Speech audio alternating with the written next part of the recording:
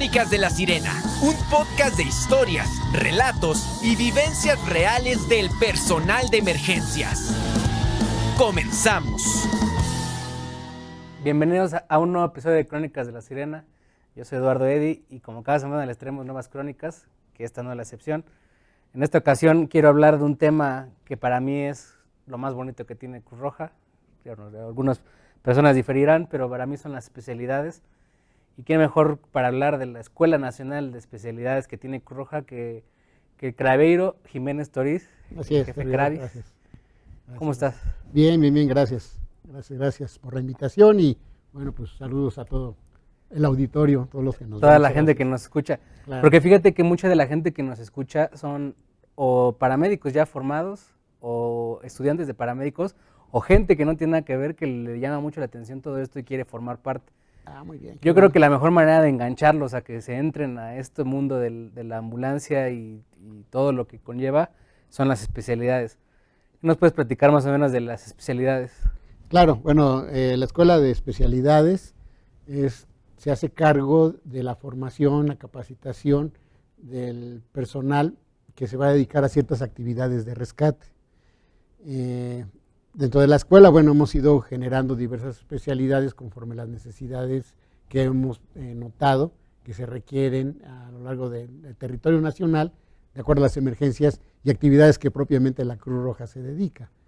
Tú sabes que conforme se van generando diversas actividades, ya sea deportivas o de trabajo, que van surgiendo cada vez nuevas, pues evidentemente la Cruz Roja también tenemos que estar a la par para poder resolver alguna emergencia o algún tipo de ayuda en esas actividades que se pudieran generar. Entonces, pues también tenemos que ir a la par de conforme va creciendo, conforme va aumentando, te digo, tanto actividades deportivas como laborales, ¿no? Para poder enfrentar toda la emergencia. Y específicamente, pues es eso, el capacitar en las cuestiones de rescate. Y es que fíjate que yo siempre he dicho que siempre hay un voluntario ideal para cada una para algo. O sea, digo, para estas especialidades yo creo que, por ejemplo, hay alguien que le guste muchísimo la montaña, hay una especialidad que tiene que ver con montaña. Hay alguien que le gusta mucho la nadada, la buceada, está la especialidad de acuáticos, los buzos. Así es. ¿Qué nos puedes platicar más de las especialidades? ¿Cuántas especialidades son?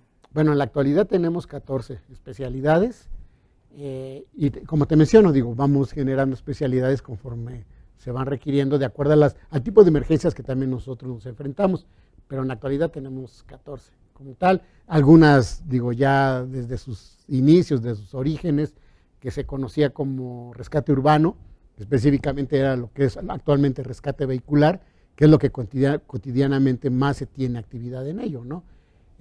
Digo, todos los días, a toda hora, siempre hay accidentes vehiculares en todas las ciudades y pues es alguna de las especialidades que pues tienen más movimiento, ¿no? Porque continuamente se tiene que estar preparando al personal e inclusive actualizándolo. Digo, tú sabes que hoy por hoy los vehículos eléctricos, vehículos híbridos, digo, tienen ciertas peculiaridades que tenemos que estar actualizando y capacitando a nuestro personal para que puedan enfrentar tipo de emergencia con esos vehículos y que no tengan ningún riesgo ellos y ni los mismos lesionados, ¿no? Y es que de eso de vehicular, yo creo que lo más difícil es lo que dices, la anatomía vehicular. Sobre todo, por ejemplo, ya los nuevos vehículos, por ejemplo, los Teslas que son totalmente eléctricos, ya es otro relajo. O sea, el simple hecho de que cortemos coches no significa que es que coloquialmente cortar coches de que ya metes la herramienta, no, y ahorita ya es una ciencia de cortarle la energía, no te vayas a electrocutar, no te vayas. Sí, así es, y no nada más de eléctrico, ¿no? Te podría decir, digo, sabes que todo eso desde sus orígenes, que ya tiene más de 20 años todo esto de rescate vehicular, obviamente las herramientas también van cambiando, las herramientas que se utilizan para rescate, herramientas hidráulicas, de acuerdo a la potencia que tengan, hoy por hoy ya son mucho más ligeras, más potentes, pero también van modificándose y van creciendo conforme se van modificando también los materiales de construcción de los vehículos. Digo, hoy por hoy hay herramientas antiguas que ya no cortan los postes, por ejemplo, de ciertos vehículos, porque las aleaciones de metales pues, ya son más resistentes, más fuertes. Entonces también las herramientas tienen que ir cambiando. Y todo eso también nosotros tenemos que irnos actualizando continua y constantemente. Sí, ya lo habíamos platicado pues antes eran las herramientas que medían unos 50 y pesaban más de 40 kilos, Y ahorita ya lo que hace es, así esa herramienta ya lo hace una herramienta de Y medio eléctrica, metro, ¿no? Que y ya no requieres eléctrico. otro elemento. Nomás le quitas la batería y la metes. Y Ya. ya está ahí a trabajar. Sí, efectivamente. Así, te digo, todo eso pues, nos mantiene siempre actualizados, te digo, y así en todas, no digo otra que también, que en todas las delegaciones evidentemente capacitamos, y de hecho es la especialidad que más se mueve, es la de conducción de vehículos de emergencia, porque en todas las delegaciones y las emergencias siempre es a través de una ambulancia. Entonces las personas que van conduciendo a la ambulancia tienen que tomar el curso de conducción para hacer una conducción segura como tal dentro de nuestras unidades, y que esto, bueno, pues garantizar, uno, pues la seguridad de todo el entorno que lleva, no nada más de la tripulación, sino de por donde va circulando, siempre tiene que ir al pendiente de la seguridad de todo por donde va circulando la unidad. Y yo veo también, pues, conocer mucho de fisiología del transporte, porque, bueno, de acuerdo a las condiciones del paciente, cómo puede deteriorarse todos esos cambios de aceleración, desaceleración, vibraciones e inclusive el mismo ruido de la sirena. Sí, y con el tope, ¡pum! Sí, no, afortunadamente eso ya no. Ya. Ya en la actualidad, digo, yo creo que tanto la preparación ya de los técnicos en urgencias médicas, que digo, tiene muy buen nivel, la verdad, y una conducción segura como tal, ya se evita esto de que las ambulancias anden corriendo a todo lo que dan por las unidades. Es una conducción segura para todo, no tanto para llegar al sitio de la emergencia, como para llevar de sitio de la emergencia al hospital a las víctimas que se ven, o a las personas que se ven afectadas en una emergencia, y ya no es de correr la ambulancia. Al fin y al cabo, la ambulancia lleva tanto el equipamiento como el personal entrenado para poder resolver una situación de emergencia y llevar con toda seguridad a las víctimas a un hospital. Y es que, fíjate que a mí cuando me dieron chance de manejar, me dijeron, sí vas a poder manejar, pero primero tienes que tomar tu curso COBE, curso de operador de vehículos de emergencia. Así es. Entonces ya cuando lo tomé, ahí aprendí que si yo me paso un alto, es mi culpa, aunque traiga la sirena y todo Así prendido. es, así es. Y es algo que yo no sabía, yo dije, te tiene que parar, ¿no? Sí, no, Ya. son muchos factores, ¿no?, que tienes que considerar al momento de conducir una ambulancia. No es un vehículo Sí, normal y todo, un vehículo particular.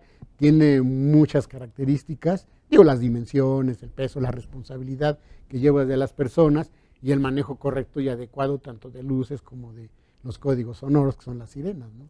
Digo, todos esos tonos que a veces cambian y demás, Ahorita quiero que también que lo tienen que ver dentro del curso. tocaremos ese tema ahorita de los tonos.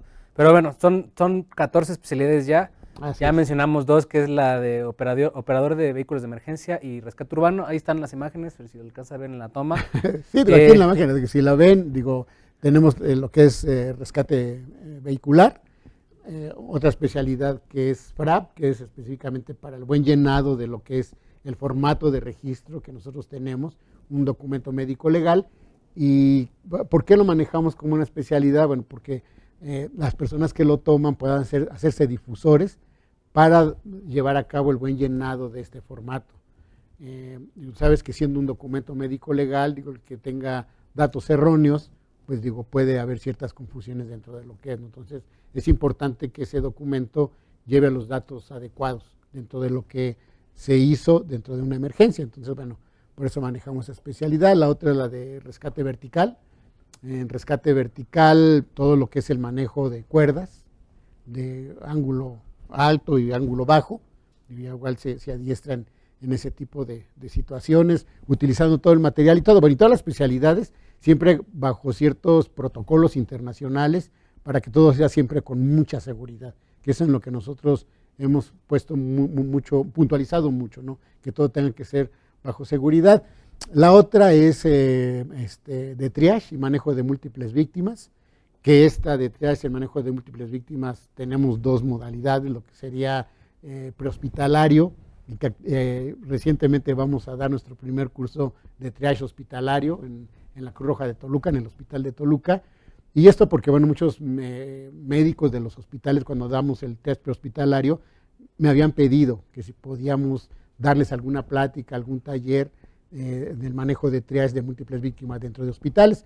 Entonces, digo, a solicitud, digo, tuvimos que hacerlo, porque podrías decir, bueno, pues si nosotros nos dedicamos al ámbito prehospitalario, ¿qué tiene que ver lo hospitalario, no? Pero al fin y al cabo creo que es toda una secuencia y una cadena, ¿no? Desde que se suscita el incidente, desde los primeros respondientes, por ejemplo, que es la población civil, que haya tomado un curso de primeros auxilios, de primer respondiente, que dé las primeras atenciones, hasta llegar al hospital, en toda esa cadena, pasando por el servicio prehospitalario y todo lo que es, hasta llegar a un quirófano, inclusive llegar hasta la rehabilitación, todos, al fin y al cabo, en esa cadena de sobrevida, creo que todos tienen un papel muy importante, ¿no?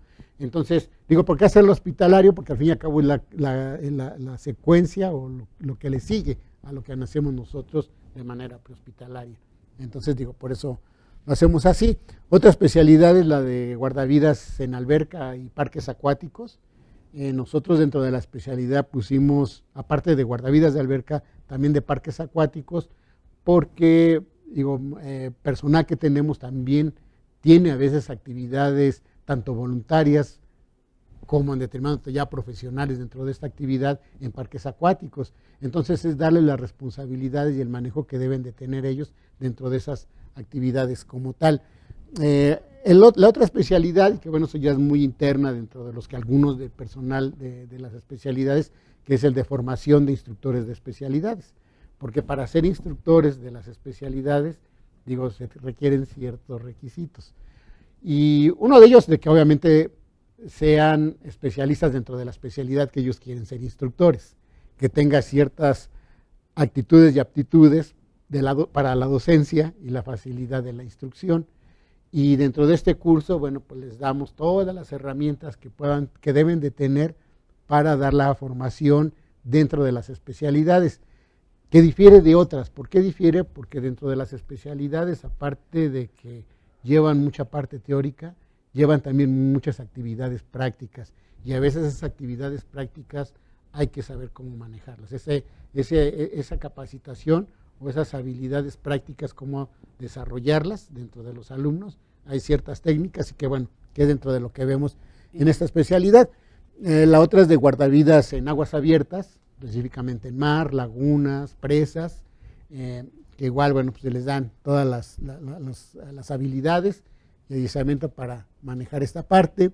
Otra especialidad es la de radiocomunicación, esta especialidad de radiocomunicación, específicamente el de cómo programar radios para poder tener una buena comunicación, cómo poder fabricar con radios un repetidor para zonas remotas en las que hay límites de comunicación, que se pudieran utilizar tanto en rescate, en zonas agrestes, como en situaciones de desastres, en las que a veces ni siquiera hay luz, ¿no? Sí, entonces, cómo poder estar comunicados en esta parte y poder generar esa comunicación a través de repetidores, inclusive con radios portátiles, ¿no? De eso de los radios, estaba viendo un documental del sismo del 85, qué relajo fue aquí en Ciudad de México lo de los teléfonos. Así es. Y ellos dicen, los del documental, dice, gracias a la comunidad de radioaficionados fue que pudieron hacer.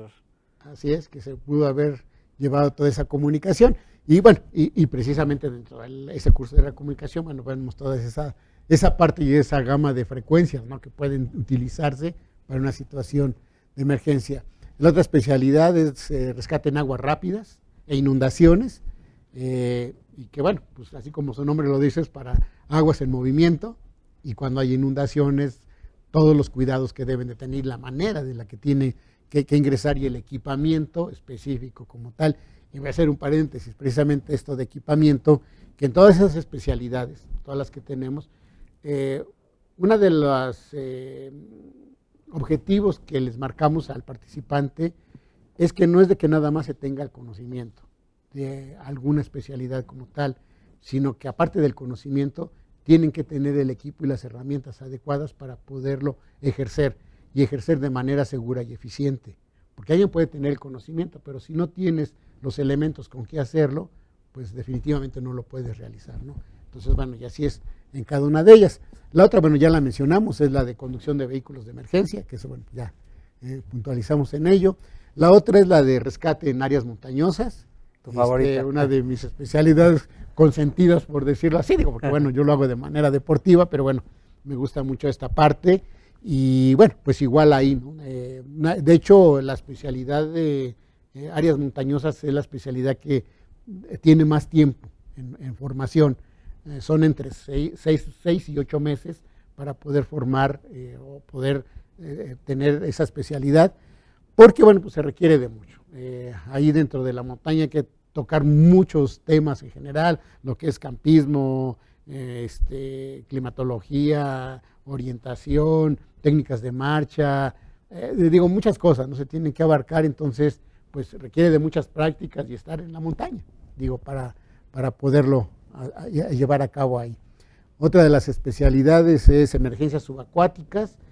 Nosotros aquí no es de que les enseñemos a bucear, técnicamente ya los que entran en esta especialidad tienen que tener ya una certificación como buzos, por lo mínimo Open Water, que debe de tenerla, y lo que nosotros estamos haciendo dentro de la especialidad es la búsqueda técnica. No es el que se metan a buscar y hacer un recorrido en el fondo, sino lo hacemos nosotros ya técnica con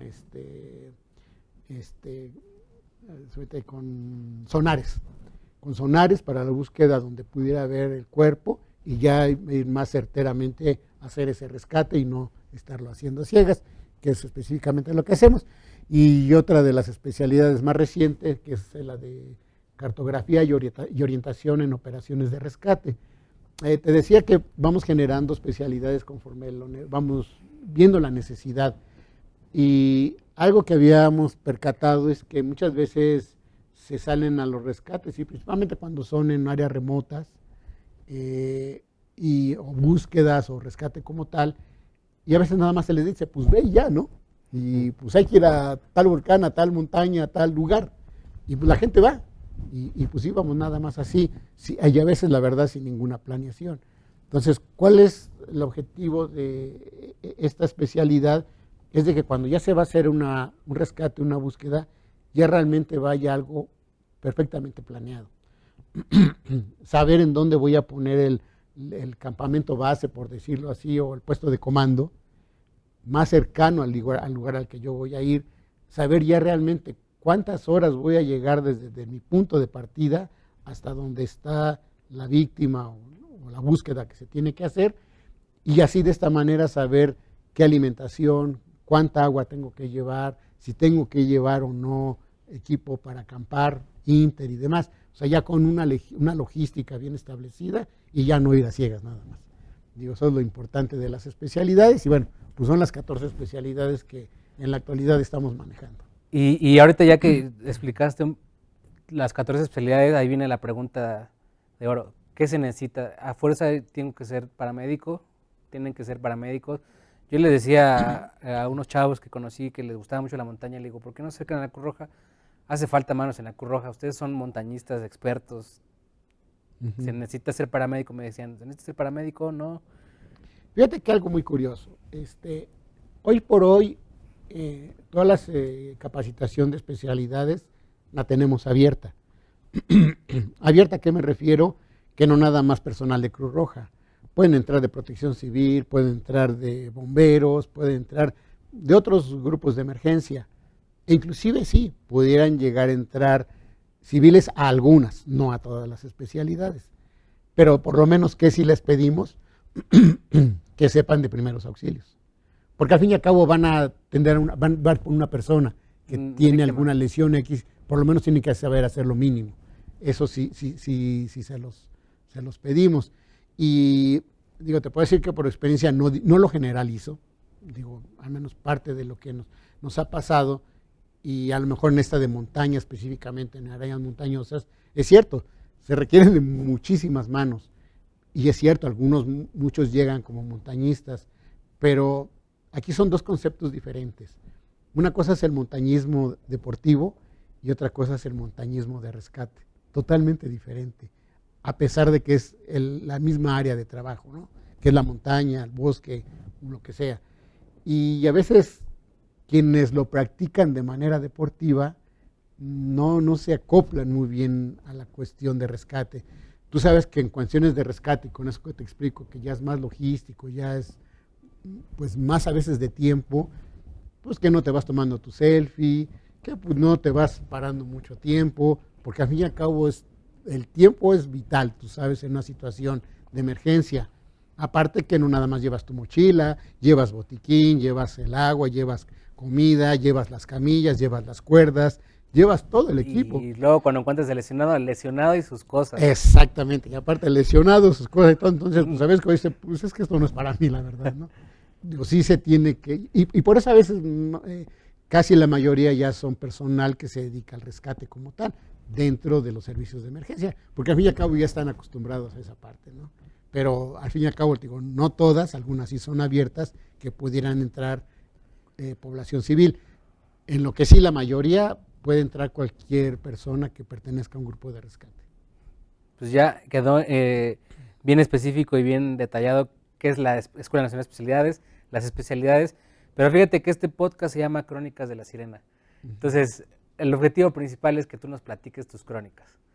Tú me decías que tienes 43 años, 43 años como voluntario en la institución. Así ¿Qué es. no has visto en 43 años? No, muchísimo, la verdad. Mira, muchísimo. Ya es que es muy curioso porque luego a mí me preguntan y me dicen, ¿cuál es el servicio que más te ha impactado? Yo digo, mira, yo creo que todos en general, y por mínimo que sea, te impacta algo, ¿no? Porque creo que el decir este más que el otro, pues es menospreciar a lo mejor la ayuda de alguna otra persona, ¿no? Creo que sea muy grande o sea muy pequeña la emergencia a la que vas, y esto yo voy a referir hacia la respuesta de la gente. Yo les digo, miren, cuando una persona tiene una emergencia, sea grande o pequeña, el momento en el que ven que llegan los servicios de emergencia, para ellos se les acabó el problema, porque nosotros técnicamente vamos a ayudarles y les vamos a resolver ese problema, ¿no? Entonces, digo, creo que son muchas, y digo, muchísimas. Te puedo decir, me decía, pues, ¿cuáles? Híjoles, que ya son tantas que ya no sé ni cuál. Por eso te puedo decir, no, pues, para mí todas Ahorita una son, que te acuerdes. todas son así en general, y te lo puedes decir a lo mejor por épocas, ¿no? Te decía, tengo 43 años, cuando yo entré a la Cruz Roja, todos eran socorristas. Seguimos siendo socorristas, de hecho. Digo, me jacto y soy socorrista, porque el socorrismo nos dio muchas herramientas y muchos elementos, no tanto de que improvisaras, sino de que pudieras utilizar medios de fortuna para poder resolver las emergencias en ese momento. Y yo creo que en esa época, como socorrista, te podría decir que a lo mejor algo que a mí me impactaba mucho más eran los accidentes automovilísticos. ¿Por qué? Te estoy hablando esto de los años 80, finales de los 70, principios de los 80. Los materiales de los vehículos en aquellos años eran totalmente diferentes. Eran de lámina muy gruesa y muy dura. Y a veces el sacar a las víctimas de esos vehículos era toda una odisea, de verdad. Porque no teníamos herramientas como actualmente las tenemos, y era muy difícil, la verdad, muy difícil. Digo, yo recuerdo mucho en una ocasión, iba únicamente el operador, iba yo como socorrista en esos años, y fue un accidente de un vehículo que se impactó contra la barda de la entrada al periférico, pero era de concreto. Entonces el concreto pues tiene varillas. Entonces se impacta el vehículo ahí, y la persona que estaba adentro estaba viva, pero con 4 varillas incrustadas en todo su cuerpo. Entonces, te digo, el vehículo extremadamente duro para abrirlo. Y 2, pues no contábamos con las herramientas actuales como para hacer un corte rápido y demás. Tuvimos que cortarlo con una cegueta que nos consiguieron, y ni siquiera el arco. Era una cegueta que pudimos envolver con un trapo y a mano estarle dando ahí. Obviamente, digo, la persona sufrió mucho porque... Digo, me puedo imaginar la escena. Catastrófica, de verdad, así. Y a lo mejor te voy a decir, en esta época ya sí, digo, de varios, ¿no? que pudieron existir, al menos en esa época como socorrista. Ya yo después entré en la segunda generación de paramédicos, la fortuna de poder entrar. Y muy curiosamente, porque yo cuando entré ya al curso de paramédico, yo estaba estudiando, yo estaba en la superior. Entonces me acuerdo mucho de eso porque era muy curioso. Yo estudié en el área de físico-matemáticas y de este lado pues tenía todos mis libros de la carrera y de este lado tenía puros libros de medicina, porque en aquellos años no había nada de literatura prehospitalaria. O sea, todo lo que nosotros teníamos que estudiar eran libros de medicina como tal, no existía nada prehospitalario. Entonces, pues eran los libros de anatomía, de fisiología, de trauma, de urgencias médicas, pero a nivel médico, y sobre eso era lo que estudiábamos. Entonces, yo me acuerdo que pues una hora de este y una hora de este, y así la iba yo campechaneando, ¿no? Por decirlo así. Pero luego pasó algo muy curioso. Cuando terminé mi curso de paramédicos, pues fue así de que pues ya eres paramédico, aquí está tu equipo y a la calle. Muy curiosa esa parte porque, pues digo, hoy por hoy cuando los alumnos salen, pues ya hay muchos paramédicos con experiencia que te van guiando. En aquellos años pues era de que pues tú eras el primero, Sí. ¿A quién te arrimabas, no? Entonces, pues realmente todo lo que hacías, pues ibas con lo que habías aprendido, lo que habías tenido de conocimiento y habilidades dentro del curso, que digo, afortunadamente, digo, y lo agradezco mucho al doctor Alejandro Grifé Coromina y al doctor Tiburcio, que ellos fueron realmente los iniciadores de la cuestión prehospitalaria en la Cruz Roja, porque la verdad es que nos formaron y nos capacitaron muy bien. Al inicio, cuando nosotros empezamos esto, a nosotros el curso nos lo daban con el programa de Maryland, Estados Unidos. Ellos se trajeron ese programa y eso fue con lo que a nosotros nos capacitaron.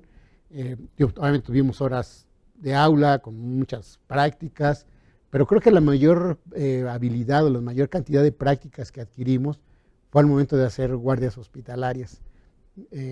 Estábamos casi como residentes aquí en el hospital de Cruz Roja. Cubículo 14. Cubículo 14, hospitalización, terapia intensiva, terapia intermedia, quirófanos, pasamos por todos y la verdad es que ahí aprendimos mucho en aquellos años de los médicos. La capacitación con ellos era tutelar, o sea, ahí era de que llegábamos a urgencias y era de que, a ver, este médico es tu tutor y pues lo que te diga vas a hacer. Yo me acuerdo cuando me toca ya el primer día que voy al hospital. ¿Qué fue lo peor que viste en el hospital, en el cubículo 14, por ejemplo? ¿Qué fue lo...? Perdón, no había puesto en silencio. Ahora sí. ¿Qué fue lo que? 5, 4, 3. ¿Qué fue lo peor que viste en esas guardias hospitalarias, en el cubículo 14? ¿Qué fue lo peor que te tocó ver? Bueno, es que fíjate que bien curioso, muchísimas cosas. Muy curiosamente, en esos años, todos los pacientes más graves, en un accidente que el paciente fuera lo más grave, todos los más graves llegaban aquí a Cruz Roja. O sea, ya no veíamos para llevarlo a otro hospital, siempre los más graves a Cruz Roja. La verdad, el hospital era un hospital de trauma como tal, ¿no? Pilar aquí en la Ciudad de México, pero muchísimos, de verdad, muchísimos, muy graves, de todo tipo de lesiones, trauma, cráneo, pelvis, abdomen, de todo, la verdad llegaba de todo, pacientes muy, muy, muy graves. Y específicamente era el cubículo 14, ¿no? Que ya lo teníamos bien identificado, que siempre el paciente grave, cubículo 14, cuando llegaban las ambulancias ya nada más reportaban paciente para cubículo 14. Y ya sabías. Y ya se sabía que iba a llegar allá. Pero te decía que cuando yo fui a mi primera guardia de hospital saliendo de paramédico, con el doctor Juan Ruiz, que también aprendí mucho y le agradezco mucho a él, me dice, a ver, mira, dice, yo mañana a las 7 de la mañana te quiero aquí, en urgencias, 7 de la mañana, ni antes ni después, 7 de la mañana. Bueno, al otro día pues ya estoy ahí a las 7 de la mañana, con mi cuaderno, mi pluma y todo. Me dice, a ver, toma nota, 32 ondas Foley, hombre, 32 sondas Foley, mujer, 25 suturas de tal parte. Y así me empezó a dar una lista. Y me dijo, hasta que no hagas esa lista te vas a tu casa. Entonces realmente éramos residentes en el hospital, pero aprendimos mucho.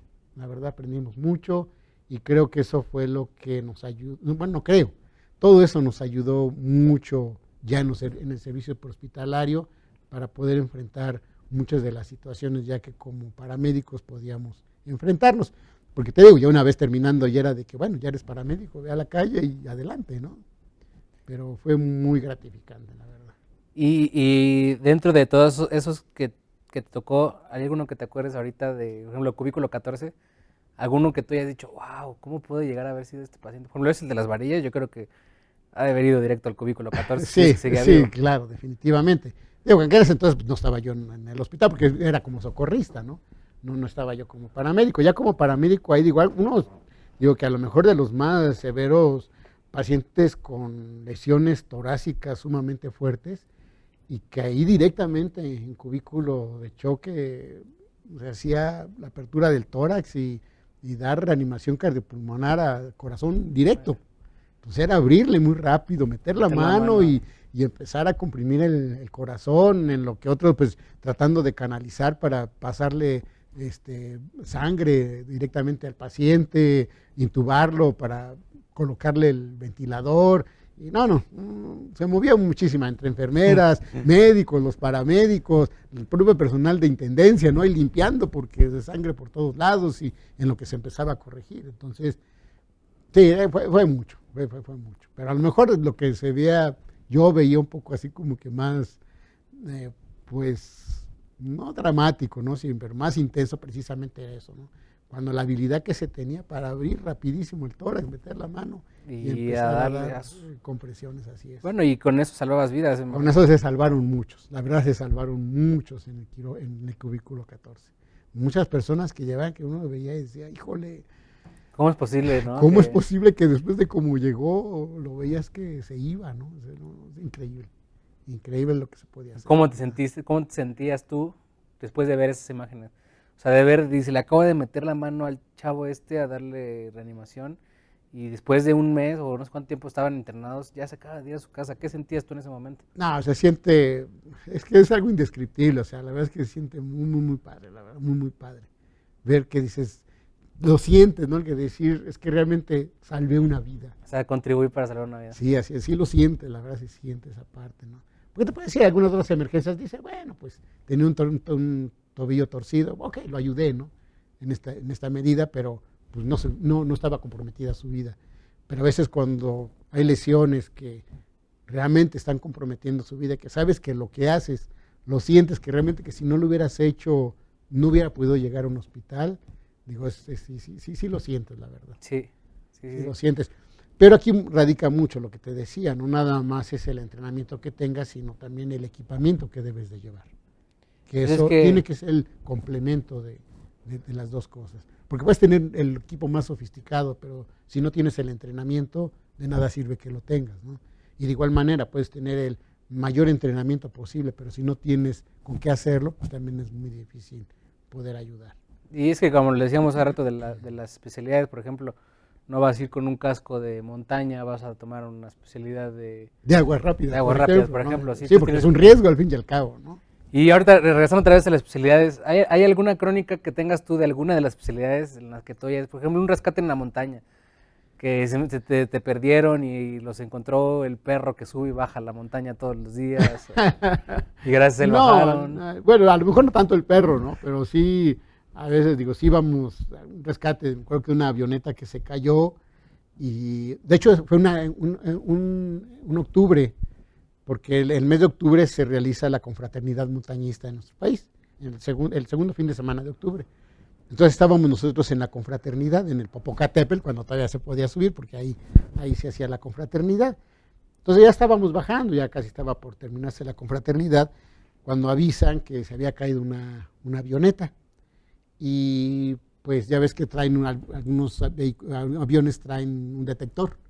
Y según nos dijeron que el radar en Estados Unidos había detectado que había caído en el Popocatépetl. Entonces, pues, ¿por dónde, no? Pues exactamente no sabían dónde, pero pues hay que irlo a buscar. Entonces, pues, ahí vamos a buscar a la parte del Popocatépetl. 2 días, regresamos muertos de cansancio. Ya nos metimos a descansar al albergue. Ese mismo día, ya en la nochecita, nos dicen, no, ¿saben qué? Es que no fue en el Popocatépetl, fue del lado del Iztaccíhuatl. Pues ahí vamos al Iztaccíhuatl otra vez. Y pues irlo a buscar, hacer el recorrido, igual 2, 3 días, regresamos y pues nada. La verdad es que estábamos muy cansados, ya optamos por descansar 2, 3 días para retomar nuevamente la búsqueda. En eso, en lo que habíamos decidido para descansar y reabastecernos también, nos hablan y nos dicen que no, que había sido por el lado del Telapón.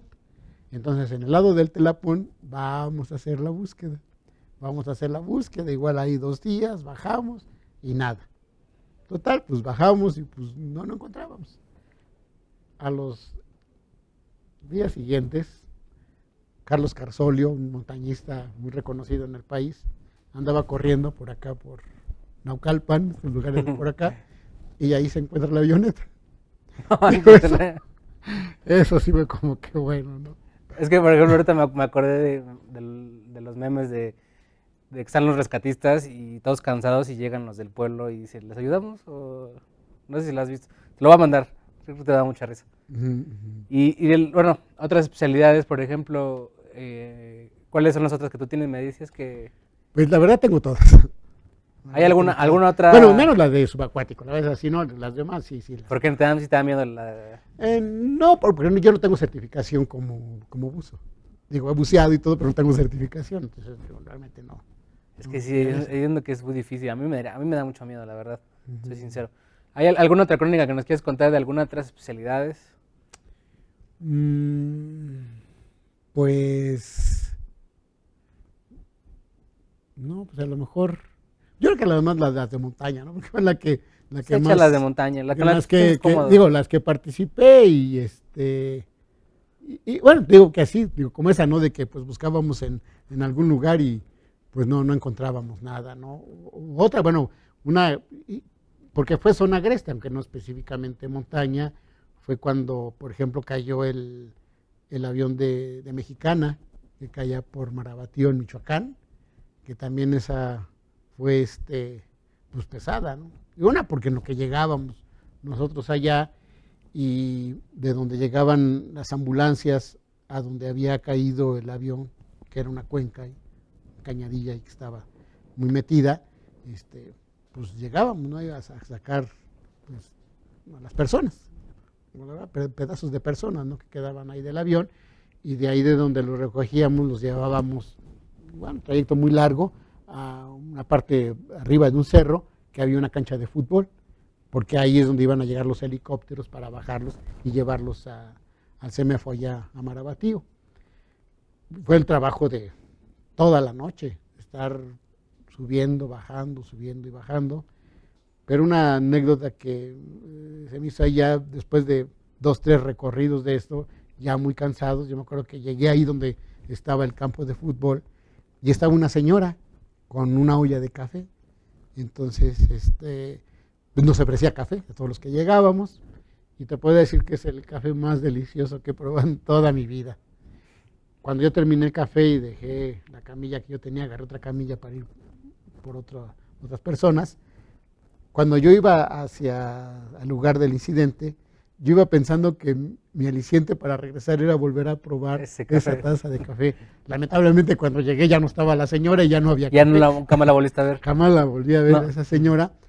Pero fíjate que a veces yo les digo, y a veces cuando damos el curso de triage, en que hay un momento... Vamos a hacer un paréntesis para el triage, sí, porque como mucha gente que escucha este podcast es parte de la comunidad prehospitalaria, pero hay mucha gente que no. Entonces vamos a hacer el triage, ¿te explicas? Es la clasificación y la selección de personas de acuerdo a las probabilidades de vida que tengan, ¿vale? Ok. Entonces, o sea, es de ver a quién se le puede dar una atención además. No quiero profundizar porque es que hay diferentes tipos de triage, pero bueno, es hacer una clasificación de acuerdo a sus prioridades de vida que pueda tener por las lesiones que presenta cada persona. Bueno, en ese curso se hace un simulacro en la noche. Empezamos 7 de la noche, normalmente ponemos 100 víctimas. Entonces, llega un momento en el que la gente ya se cansó mucho. Y es que, ¿cómo las haces para conseguir 100 víctimas? Pues siempre las consiguen, la verdad. Digo, alumnos de prepa, la verdad que ayudan, bueno. ¿no? X, ¿no? Y pasa tanto en los cursos como pasa en la vida real. Llega un momento en el que ese cansancio y esa fatiga, cuando hay muchas personas colaborando, empiezan a tener ciertas discusiones. Y entonces es el momento en el que los responsables o los líderes, por decirlo así, de grupos, deben de controlar esa situación. O sea, les digo, los servicios de emergencia tienen que controlar la emergencia, no la emergencia a ellos. Porque si empezamos a pelear y a discutir, nos rebasó la emergencia, ¿vale? Entonces, digo, ¿por qué me metí ahorita? Estaba con lo de montaña, y me regreso. Porque en ese curso, precisamente, como es donde empiezan a haber esos conflictos, y en los rescates a veces sucede lo mismo, yo les digo que cualquier mínima cosa insignificante, como por ejemplo una taza de café, te levante el ánimo, te da la energía y la fuerza para nuevamente volver a retomar la emergencia y poderla sacar adelante. Porque a veces, digo, somos seres humanos y a veces los rescates o los desastres como tal, pues no son de horas, a veces son de días. Sí, meses también. Y el cansancio, pues va mermando, la verdad, ¿no? Y a veces, te digo, esos alicientes que, por mínimos que sean, te levantan el ánimo, fortalecen para que podamos salir adelante de la emergencia. Y es que es algo que la gente no lo ve, o sea, hay gente que le acaba de atender a su paciente hasta por ponerle por canalizarlo, pasarle, o inyectarlo, pasarle la medicina. Te dan tu coca, que no es obligatorio, no sé si te ha pasado, te quieren dar tu propina, por así le dicen ellos. Pero el simple hecho de que te den una coca o algo, aunque no lo aceptamos, pero el simple hecho de la acción es la que te dice, wow. Sí, ya. claro. Y que te den gracias, no, mucho joven, muchas gracias, es genial. Sí, con eso pagan todo, la verdad, ¿no? Pero nos pagan todo, la verdad. Y Y voy a hacer una pausa. ¿Cuánto llevamos? Apenas 43 minutos. Ya se murió nuestro gobernador. ¿En ¿sí se serio? murió? Creo que sí. Está bajo atención hace una hora, pero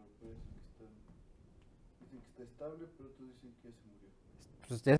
Y fíjate que ahorita que estabas mencionando las especialidades, la de cartografía, que es la más nueva, Sí, la más reciente. la más reciente, Ujú. esa me llamó un poquito la atención. ¿Me puedes explicar un poquito más a fondo de lo de la especialidad de cartografía? Claro, sí, como te había mencionado, digo, específicamente la hicimos por lo que te decía de que a veces cuando se tiene que ir a hacer una búsqueda, un rescate en áreas agrestes o inclusive en desastres, para los que hacen evaluaciones de daños, que ya vayan con cierta logística. Digo, cierta logística, saber los tiempos que yo me voy a tardar de llegar del punto A al punto B y el regreso. Saber todo el material y equipo que voy a llevar, alimentación, agua, cantidad de agua que debo de llevar y demás, porque te mencionaba que pues no nada más se carga eso, ¿no? Se carga el botiquín, las cuerdas, las camillas, y obviamente pues digo que no vaya sobrecargado de equipo porque pues eso también demora mucho el ascenso o llegar al lugar y pues merma el tiempo es vital, nuevamente repito, en toda situación de emergencia el tiempo es crucial y vital. Entonces, por eso hacerlo más rápido. Entonces, ¿de qué consta esta especialidad? Es enseñarles a leer cartas topográficas, ¿vale? Esas cartas las bajan de INEGI, de la región en la que se lleva el curso, y se les enseña a manejar todo el tipo de coordenadas, coordenadas hexagesimales, coordenadas decimales, coordenadas UTM, pasar de una a otra, digo, porque por ejemplo, los teléfonos, cuando tú le pones ahí tu GPS y que te diga mi ubicación, no sé si has visto que te pone 98 punto y ciertos números, ¿no? O 94 punto X, esas son coordenadas decimales. Entonces, ¿cómo esas coordenadas decimales poderlas pasar a hexagesimales y poderlas identificar en un punto en una carta topográfica? Porque, por ejemplo, ha habido rescates en los que las personas llevan su teléfono que están perdidas. No, pues ya nos perdimos. Bueno, hay señal de teléfono, pues mándenme su ubicación. Y la mandan, pero la mandan en decimales. Entonces, bueno, pues ya con decimales se hace la conversión, la carta topográfica está en tal punto. Y vamos allá, directamente con ellos. Entonces, específicamente es eso, el manejo de cartas topográficas, saber utilizar adecuadamente los GPS, sistemas electrónicos, y la brújula también, al fin y al cabo, no digo porque pues, la brújula el GPS se le acaba la batería o cualquier cosa pueda fallar, bueno, que puedan utilizar también una brújula para poderse orientar y poder llegar al punto que se requiera para poder prestar la ayuda. Entonces, específicamente es eso, el saberte orientar, el utilizar cartas topográficas y poderte leer el tipo de terreno al que vas a tener que recorrer para llegar a una víctima. Porque a veces la línea recta no es la más adecuada. Pendientes muy pronunciadas o que tengas que utilizar un equipo pues, de cuerda. A lo mejor ves que dentro de tu trayectoria hay una cañada que pues, son más de 100 metros y llevas una cuerda de 50, pues obviamente por ahí no es. Entonces tienes que buscar el paso más adecuado y de menos riesgo para que puedas llegar a la víctima. Y es que ahorita que dijiste eso de la orientación, la única y última vez que voy a ir a un rescate de montaña, como decían en capítulos pasados, yo no subiré a la montaña si no es en un jeep, encontraron a los chavos que estaban perdidos porque les preguntaron, tenían su teléfono y no les pidieron el GPS porque creo que todavía no estaba bien lo del GPS, pero les dijo el rescatista, mi compañero les dijo, ¿de qué lado se está ocultando el sol? Y ya con lo que le dijo, ¿están de qué lado? Vámonos. Y se fueron y a las 8 horas los encontraron. Claro. Yo creo que eso es muy importante. Pero bueno, estamos llegando ya al final de este episodio. Antes de que nos vayamos, te quiero pedir 2 cosas. Dime. Una es que nos platiques una crónica más. Esa crónica especial, ahora te digo cuál es. Y que nos des unas palabras para todos los voluntarios, la gente que quiere ser voluntario. Y ahora te digo, vuelvo a decir también es. Pero bueno, la primera es una crónica. ¿Cuál ha sido el servicio el que más te ha marcado? El servicio que tú hayas dicho, yo llegué a una guardia como cravieiro y me fui como a mi casa como otro cravieiro. Este servicio me marcó, me cambió.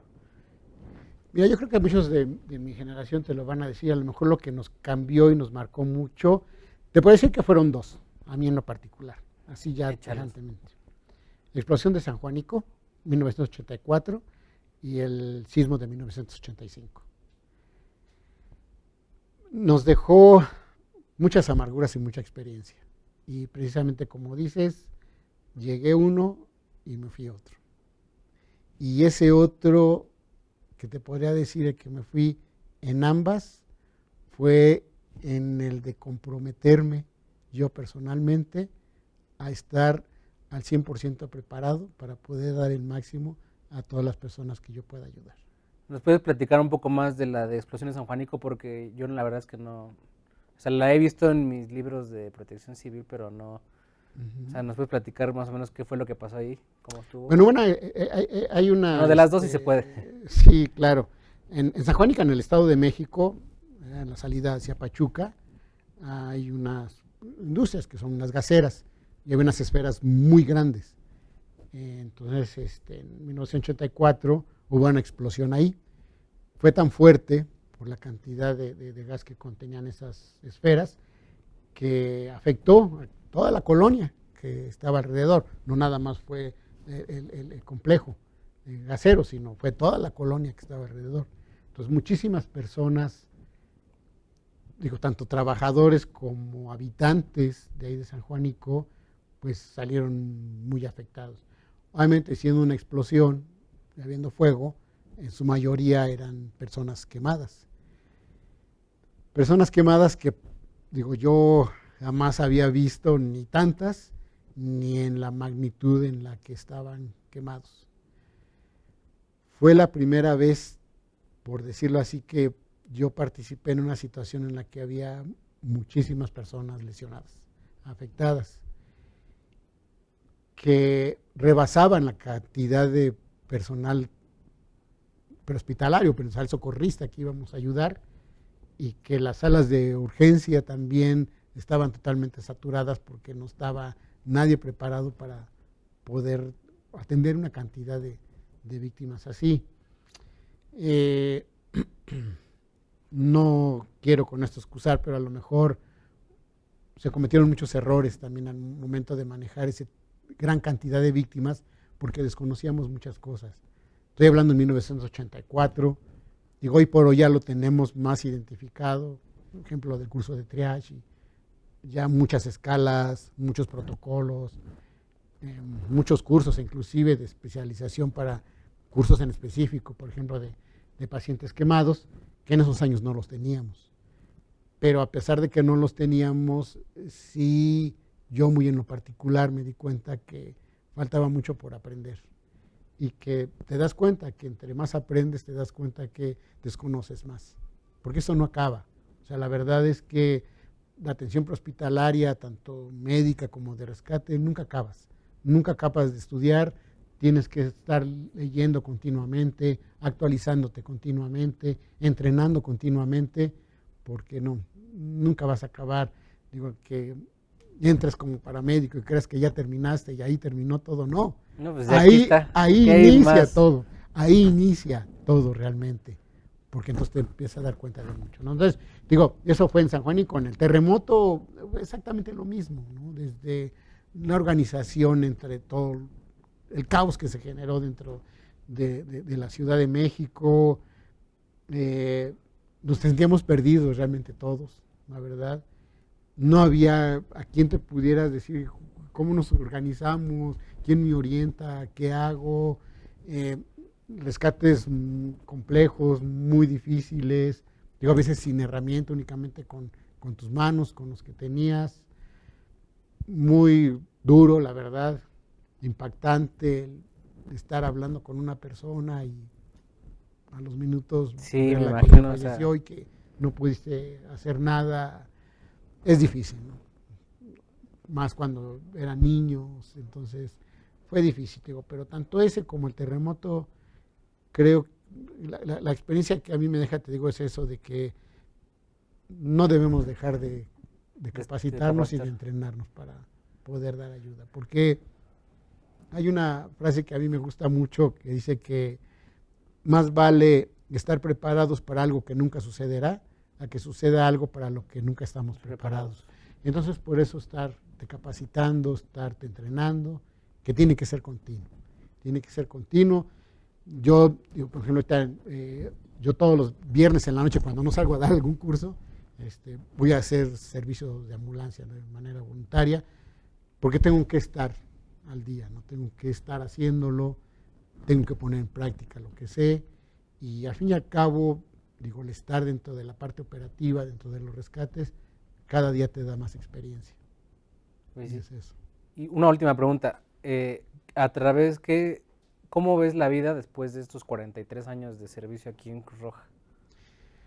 Pues, mira, he tenido la fortuna que yo, digo, entré como socorrista, después tuve la fortuna de estar entre los primeros técnicos en urgencias médicas, y de ahí a los 43 años que tengo, casi todo el tiempo he estado en capacitación, tanto en capacitación en la formación de técnicos en urgencias médicas, como yo actualmente en todo lo que son las especialidades, pasar por todas las especialidades, pero en el ITER también estuve en un área que se llama la dirección de delegaciones, y pues conoces varias caras de lo que realmente es Cruz Roja como tal, porque tanto capacitación como especialidades como ambulancias es la parte operativa, de la acción, es que estás ahí y demás, prestando ayuda y demás, pero yo en esta parte de la dirección de delegaciones, que es un órgano de gobierno, vi la parte administrativa, por decirlo así, y la importancia que también tiene esto, que sin esto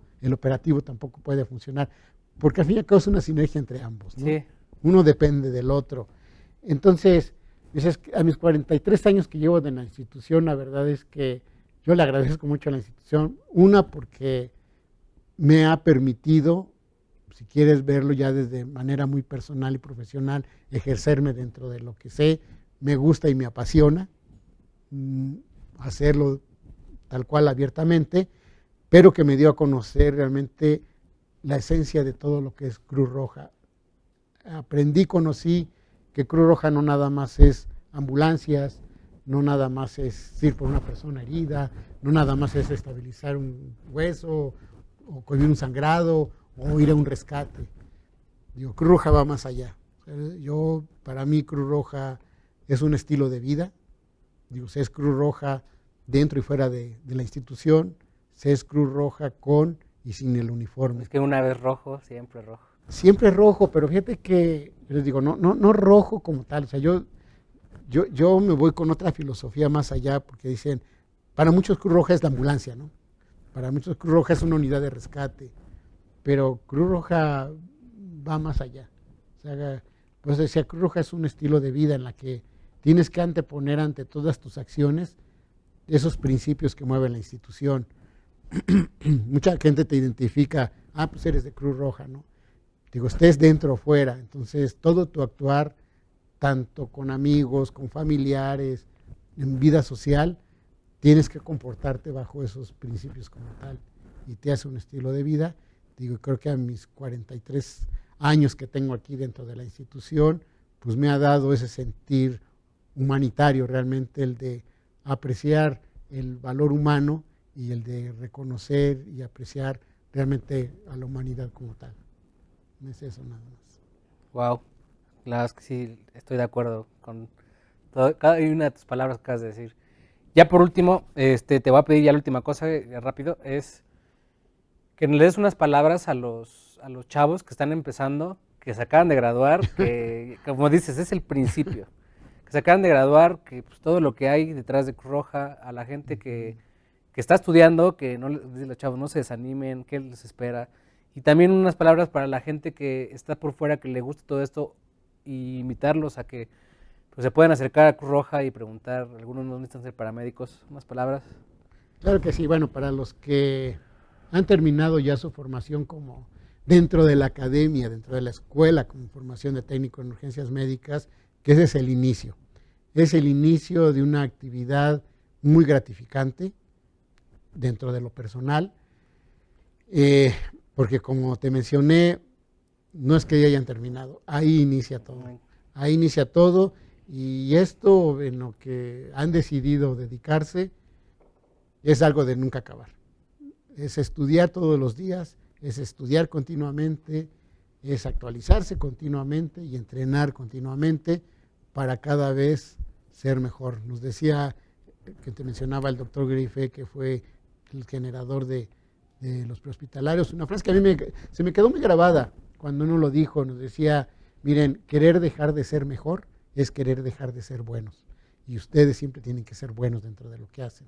Entonces eso les diría, sean buenos dentro de lo que le hacen, porque eso va implícito el que tienen que ser mejor, y para hacer eso es estar estudiando, estar capacitándose, estar entrenando y actualizándose día con día.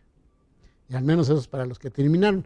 Para los que externos, primero, nada más mencionarles que la Cruz Roja depende de las donaciones que hagan, así que bueno, pues primero para toda la población civil que nos ayuden, ese peso que dan, ese peso que meten en las alcaldías o que dan a través de nuestras plataformas, que estén seguros que realmente va a servir para ayudar a alguien como tal, ya sea dentro de las ambulancias, ya sea en apoyo de desastres, con despensas, lo que se necesite, o con equipo para alguna actividad de rescate. Entonces, bueno, primero a toda la población que así desee ayudarnos, que la Cruz Roja necesita mucho de la ayuda de la ciudadanía, porque al fin y al cabo todos son Cruz Roja. Y les dejaremos el link para que entren. Para que entren, exactamente. Y bueno, para los que quieran entrar a esto, como mencioné, es una profesión muy bonita, muy demandante. La verdad, digo, a veces escucho decir que tienes que dejar horas sociales, a veces es cierto, tienes que dejar horas con la familia, también es cierto, tienes que dejar horas de sueño, también es cierto, pero algo que sí yo diría que jamás deben de dejar es sus estudios. Digo, porque muchas veces se hace como complemento, pero sus estudios profesionales, digo, si se requieren a otra área, pero de manera voluntaria, como vocación quieren hacer la atención prehospitalaria, que la hagan a la par, porque al fin y al cabo es un complemento para la vida, nada más y ya. Y aparte es muy bonito. Y pues ya lo escucharon de viva voz del coordinador nacional de la Escuela Nacional de Especialidades, jefe Kravis, jefe Cravieiro. Gracias.